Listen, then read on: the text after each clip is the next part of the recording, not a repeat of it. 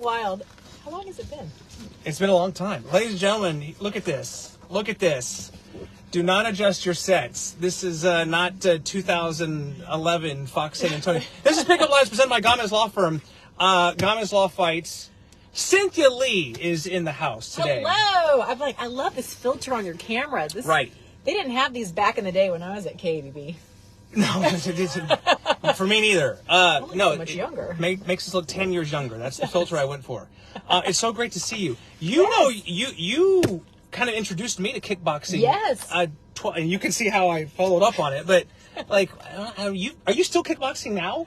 Not now. I had because you're to still in amazing retire. shape. Yes, I still work You literally look the same as you did the day you walked out of the TV station. Oh, God bless. This guy, he's clearly married and knows what to say. Yeah, and he knows what to say. Right. I've aged a little bit. I should mention to people who don't know, we have some people coming on right now. I don't want to assume that everybody knows like our connection and everything. So Cynthia Lee, we'll get into her fabulous award-winning real estate career, commercial real estate career that she's in right now. But once upon a time, you were a TV news anchor at Fox. And I know on one occasion for sure you filled in and did the morning show with me one time. I was like, there's a photo. Yes. There's proof. There's evidence. I know you did it once, but you were the lead, female 9 p.m. anchor with, I guess, Michael Valdez. Michael Valdez.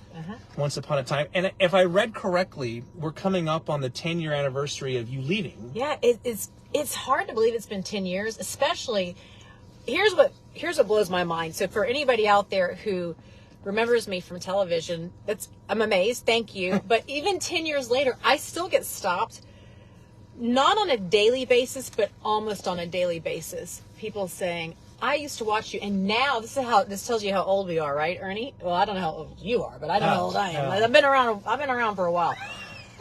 But I have kids who watched me when they were growing up, who are now adults, that stop and say, I watched you when I was a kid. Oh, for sure. Like, wow. I started watching you when I was in first grade or whatever, and now my grandmother thinks you're handsome or whatever. Like I got those comments as well. And so we will, whatever happens for the rest of our lives, will always be inextricably linked because of our time together at and Fox. we were together you were in sports. That is correct. And so I've known you for, 25 Well, I years? got here in 99.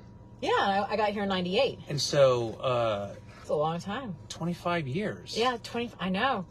Wow. Gosh. We're all grown up now. And I remember I have I was kind of jogging my memory. I know you're from Seguin, and I always remember the giant pecan in Seguin. That's amazing you remember that.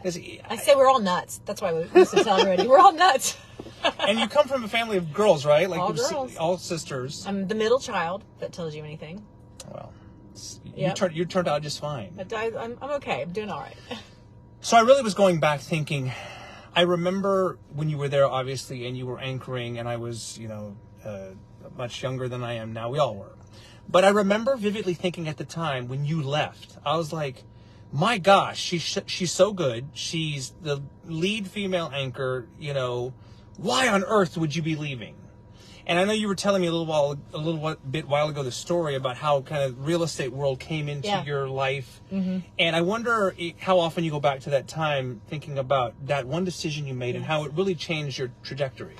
That's actually a great question. And I do get asked that quite often. And I love telling this story because I think that it does influence or can influence perhaps some of the decisions that you make. But I've always been someone who is an opportunist. Mm-hmm.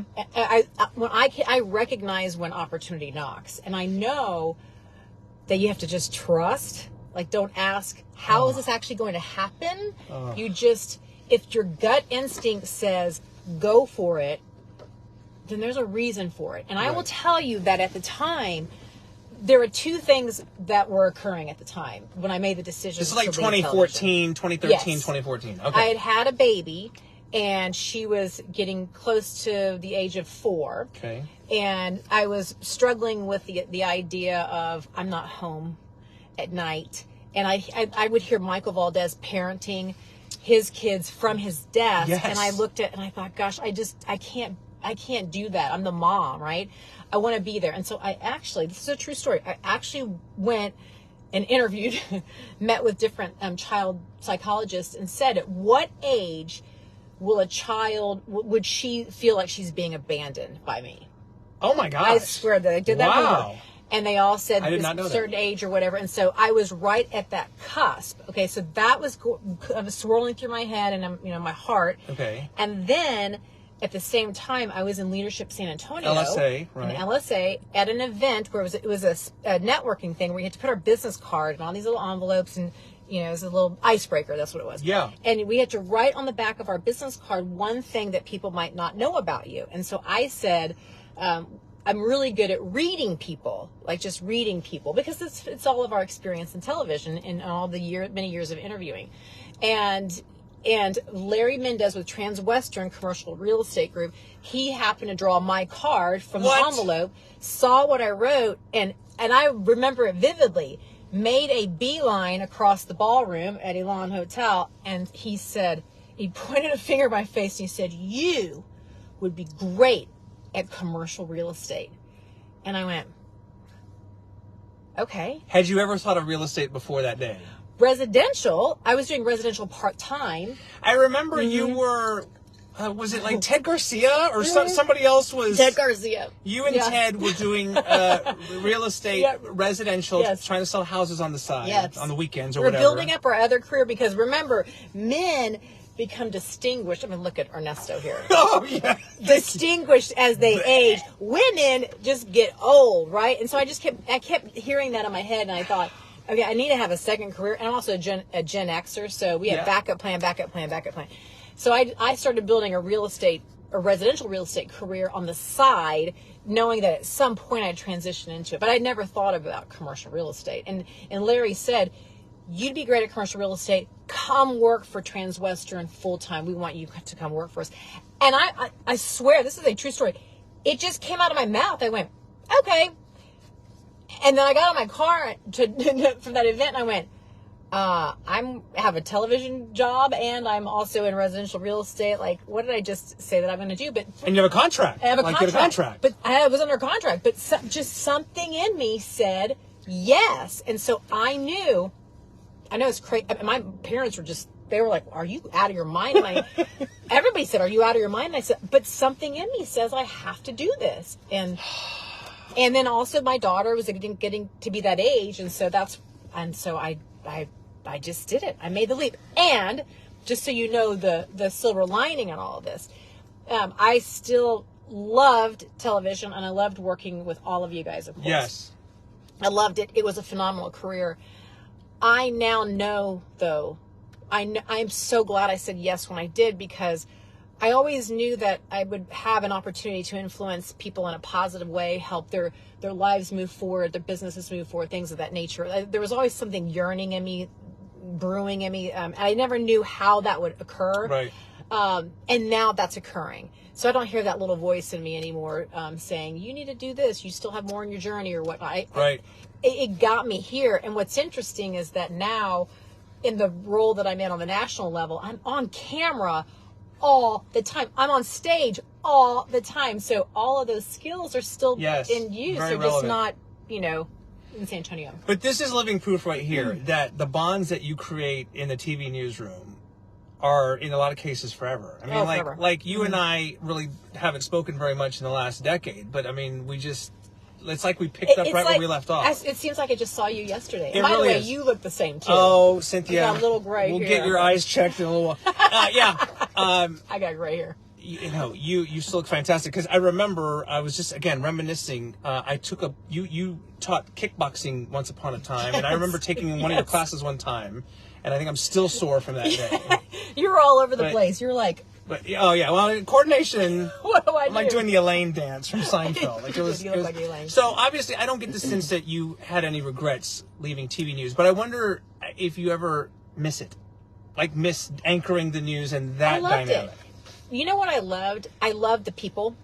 Honestly, I loved the fact that we had the opportunity to meet such a cross section of our community. Yeah. And now, especially being a real estate practitioner, when I drive the city, I know it like the back of my hand. That's true. And I know the people. And that is what I think that was probably the biggest blessing of all, was just the fact that we got to know the community at the level that we did. I mean, we were in so many different scenarios being in the news business, just so many scenarios where you saw so many different groups and how it all kind of came together. It pieced, you know how you always talk about like that bigger vision and like the bigger picture. Yeah. Working in our industry helped me see that bigger picture of what our community in San Antonio really is. So some people are coming on and they're saying C. Lee. Do people still call you C. Lee? So funny story. So if I hear Cindy, I know that it's somebody from my childhood. Cindy, okay. I know you never do that. Now, well, I never called you Cindy, that's for sure. Cindy, okay. Then in college, I said, I'm going to be Cynthia. I got to be sophisticated. Sophistication here, right? Act like I know what I'm doing. But then in my first job on television, and so much of it depends on the way that your name is in the system, the computer system, yes, right? Sure. So in Louisiana, where I had my first job, I was Cy, because in the system I was CY for Cynthia. Okay. So everything was CY. Okay. So the news director just started calling me Cy. Then I got to San Antonio, right? And in our system here, it was first initial last name. Right. So the late Greg Kelfkin, loved him. God rest his soul. Yes. He's the one who nicknamed me C. Lee. I was E-Zun, E-Z-U-N, and you're C-L-E. Yeah, of course. C. Lee. So if I hear C. Lee, I know that it's somebody from my television days. But generally everybody calls me C or Cynthia. Okay. Yeah, I have a bunch of nicknames, but that's kind of what I hear these days. All right, so we get into your real estate career now, and I mean, I don't know if there's any other way to say it. I mean, you've got to be one of the biggest names, probably the most accomplished in commercial real estate in San Antonio. I mean, it would take me 30 minutes to read everything that you've done. In layman's terms, meeting somebody for the first time, how would you explain what it is you do for a living? That's easy. I wear 3 hats, so let's start there. Okay. So hat number 1 is I'm a commercial real estate broker. Okay. And I represent national brands. So I help national brands such as Crumble Cookie, for example. So I saw that. So somebody says, I want to open up a Crumble location here in San Antonio, and is it your job to find, geographically speaking, where's the best place, the most convenient place, optimal place to put this? That's it. See, he explained it easily. Thank you. And I do that all over the country. So I represent all over the country. All over the country. Not just in San Antonio. Oh, wow. Okay. Actually, the majority of the work that I do occurs outside of San Antonio. You travel a lot? I used to, and then with COVID, now I don't have to travel so much. You can do everything virtually. Yep, we have them FaceTime or Zoom with us while they're in a space, and so I travel some for that. But so that's the first hat, is as a broker and representing national franchises. Wow. The second hat is I'm the commercial director for our local commercial division here at KW Commercial in San Antonio. The Keller Williams, the commercial division. Okay. And then the third hat is I'm the executive leader on the national level for all of KW Commercial. So I oversee over 2,000 agents nationwide. That's the job that keeps me the busiest. Yeah. There's a fourth hat, but I won't even get to that. That's complicated. It's a lot of hats. It's a lot of hats. But it's one of those that, again, it goes back to that theme of being able to recognize an opportunity and not being afraid to go for it and not ask how. Look, I'm going to be completely transparent. And everybody who used to watch me on air, they know. I'll just tell you straight up whatever I'm thinking, right? Mm-hmm.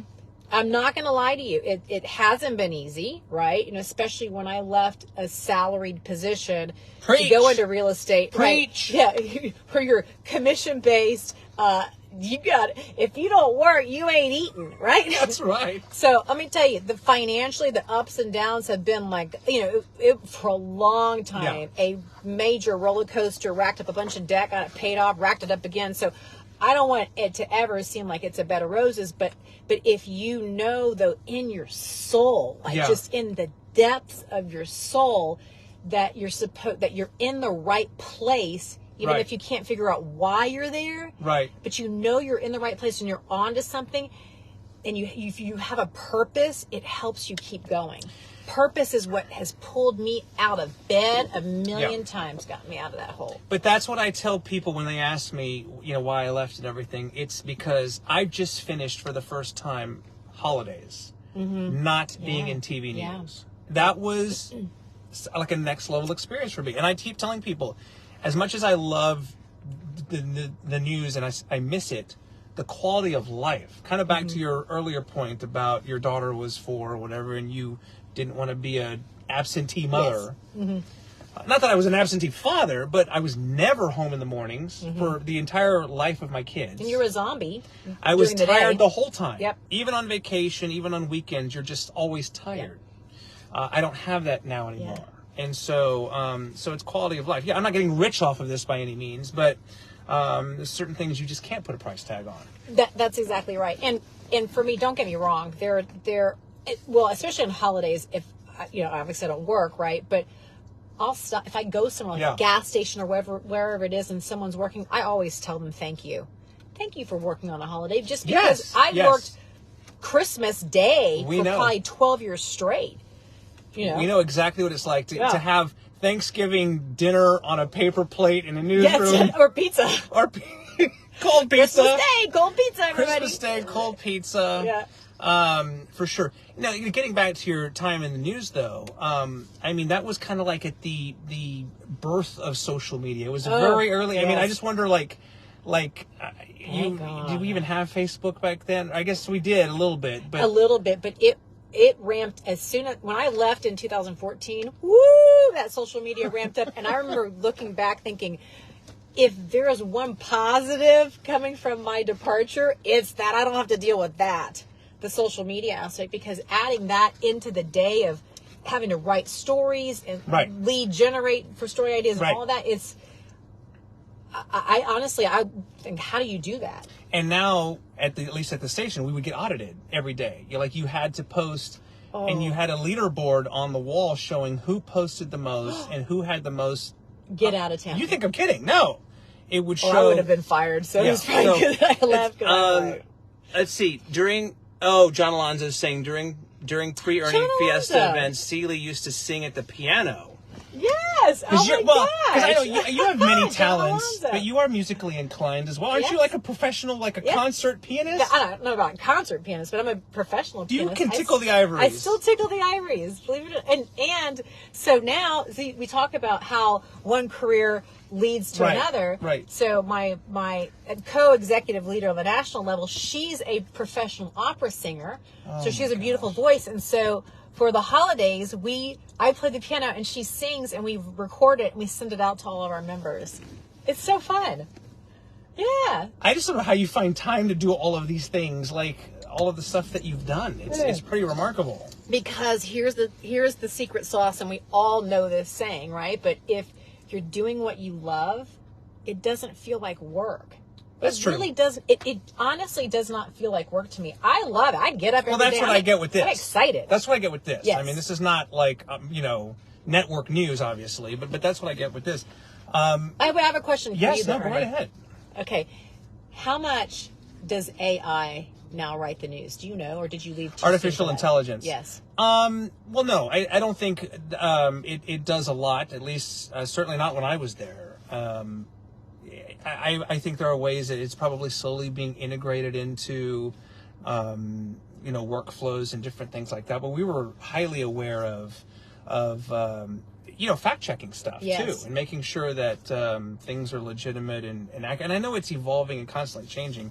I can't say that I really saw any of that and I just left, 8 months ago, but because think about this, because for AI, especially with photography, with pictures and video clips, you have to be really careful with that. You need to be careful with that. And AI is pulling information from the internet. Well, how do you? Not everything's true or factual on the internet. So I was just kind of curious about. Yeah. And when sometimes I'll use AI. I'm not going to lie. Like I'll use AI to just get spitball. Like, how do I weave these themes together or whatever? For sure. But then it's so sophisticated. It writes and I'm like, I would never say that. And I'm like, please dumb it down. Make this. Please, Ernie, it's like ChatGPT. Yeah, you would tell it to, and then you could make this not sound as smart. Exactly. Not say that word. Exactly. Yeah. No. Not. I can't say that. I really. I was just curious. But I guess it is something you have to be aware of, even as I do this or you do real estate. I mean, you have to evolve, because some people, I think, maybe older generations too, sometimes are just hesitant to evolve with the times. Yep. Yeah. And if not, then you get left behind. Yeah. It's cool, though. Don't get me wrong. I mean, I do like playing on ChatGPT. It's crazy. Just putting in some fun things. It's phenomenal. I have to say, it's phenomenal. It's unbelievable. Right? So, yeah. Yeah. I thought they're going to or AI is going to replace so many producers or writers and journalists and whatnot, but soon you'll just have a hologram interviewing you or something. It won't be me. It'll be I'm still the real thing, but who knows? So 2024, we're about 10 days in, 11 days in. What does this year look like for you, or what do you hope it looks like for you? So what I hope it looks like is, this is the fourth hat that I mentioned that I thought I don't want to confuse everybody, because you're like, wait, how many jobs does this guy work? They all work together, so it's not like they're stacked. They work together. So the fourth hat is that my co-executive leader and I are business partners now, and we launched a company that offers services to commercial real estate practitioners that has never existed before. It's basically a lot of vendor services combined in one. That's in a platform. That's probably the easiest way to put it. And we've been beta testing it for 2 years now with Gary Keller and in the corporate world and whatnot. And so this is the year that it's really going to ramp up publicly. So the goal is for that to ramp up, and then I will slowly get out of the brokerage side, which is the first hat that I told you about. Right.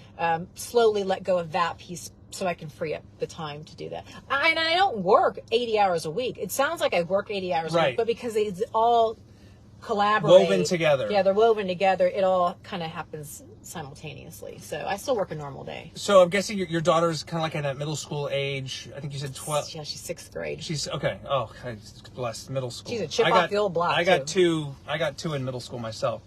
Has she ever seen tapes of you on the air, or has she expressed an interest in either real estate or journalism? That's actually a really good question. When she was little, she saw tapes, but not anything recently. And I reminded her one day, I said, well, I used to do that, because she's fascinated by all this. And I'm like, remember, I did that for a living. Does that ring a bell? And she didn't seem that interested. And then I said, look, I want to build this career in real estate, leave it as a legacy. You can take it over. And she looked at me and she said, well, who says that I'm interested in doing real estate? I was like, okay. Sounds like a middle schooler. Yep, I know exactly. To me, so I have no idea what she'll do, but. And they literally are tapes. For the young people watching out there, yes, our air checks from, I guess, 10, 12 years ago would have been on little tapes. Well, my first one, and you would know this, 3/4 3/4 inch. Yeah, they were massive. Yeah.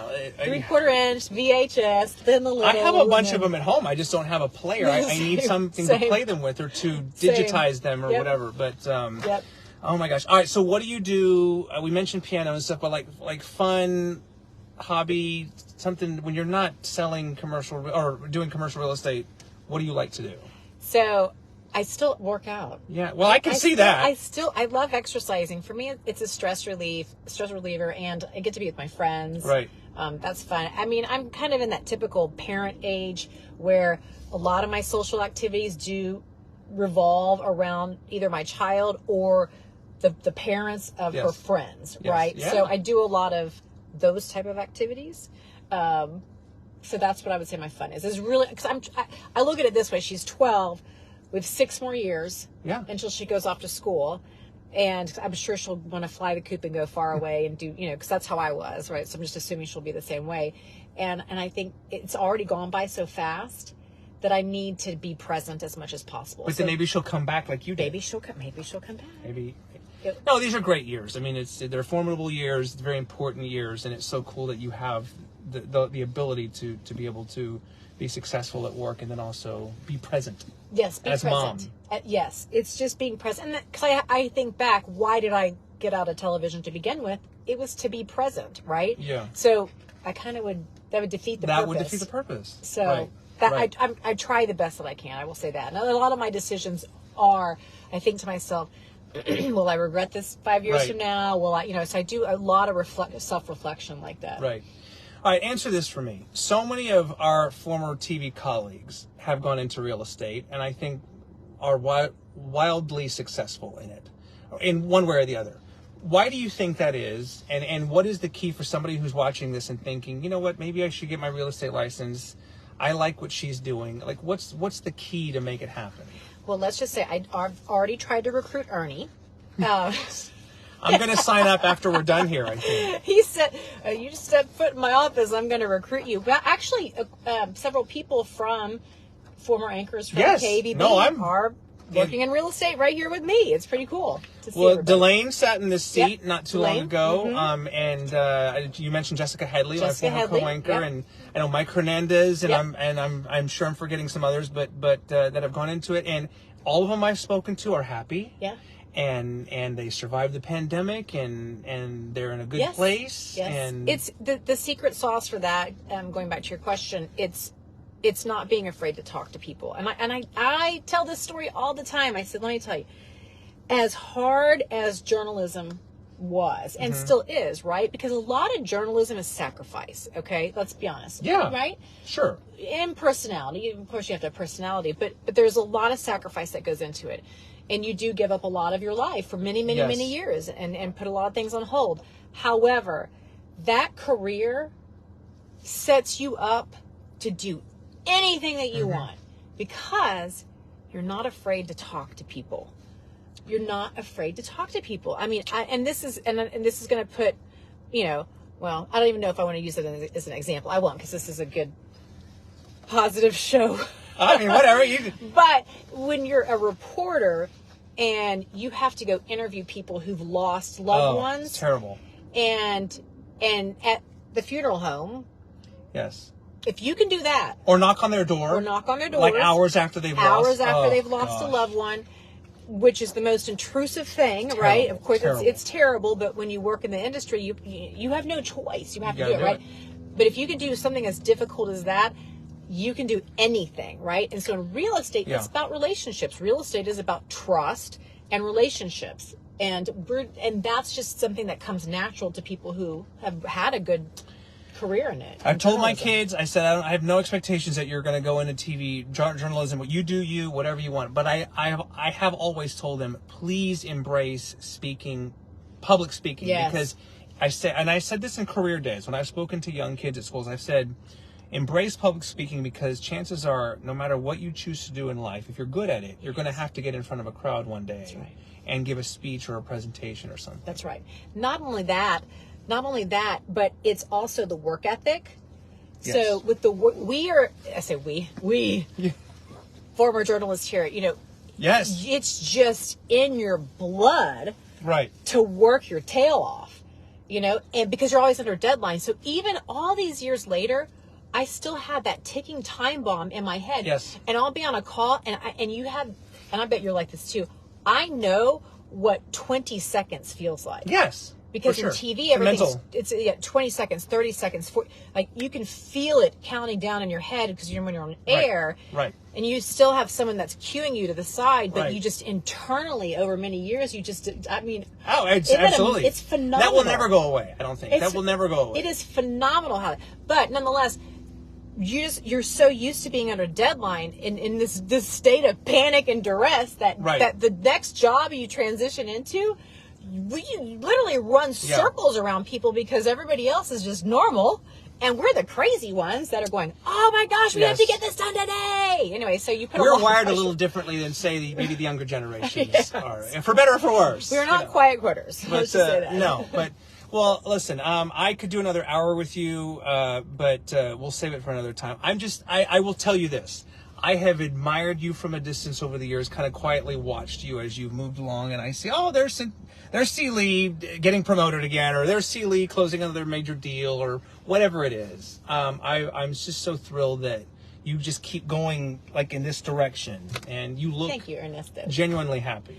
Yes, thank you. And I think, too, I want to say to everybody who's watching this episode, you likely were a viewer of KABB, of Fox News at 9, and just thank you for all of the many years of support, because you are really, who made us successful. Yeah. And just the number of people that, again, today in the community who come up to me and say, wow, we really enjoyed watching you on air. I mean, it's really, we thank you, for providing us the outlet, and being the audience to us. And so I have a really deep bond, I feel, with the San Antonio community, and of course all of the viewers that we had, and then of course colleagues. There's always a place in my heart for it. But now I have another little area in my heart for my new career. Well, when you're ready to launch your Sealy podcast or whatever your TV network, your commercial real estate network show, let me know. I'll let you know. Let me know. I'm still going to recruit him though. Okay. So well, we'll talk. Stay tuned. We'll talk. All right. I have the application. So good to see you. Thank you so much. This is great. Thank this you. is great. Lee, one of the good ones. One of the Signing really good off, ones. Everybody. One of the Fox good News ones. at 9. Signing off. She still got it. Cynthia Lee, Fox News at 9. Thank you. This has been another episode of Pickle Bites presented by Gamez Law Firm. We'll do it again very soon. Have a very safe and happy MLK weekend. I know it's going to be very, very cold, so please be safe and careful, and we'll be back very soon. All right, thanks again. Thank you. All right, bye for now. Bye.